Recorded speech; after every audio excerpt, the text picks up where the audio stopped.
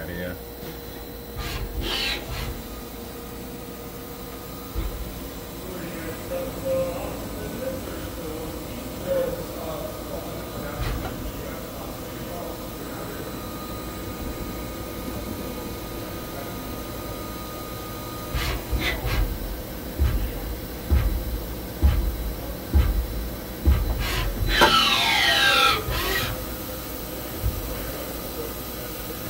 Is it telling you what the RPM is right now?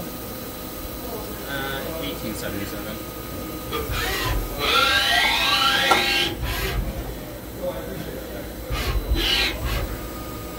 Yeah, 1850. Depending on what tool would have been there, right? I'm going to just move over. Yep.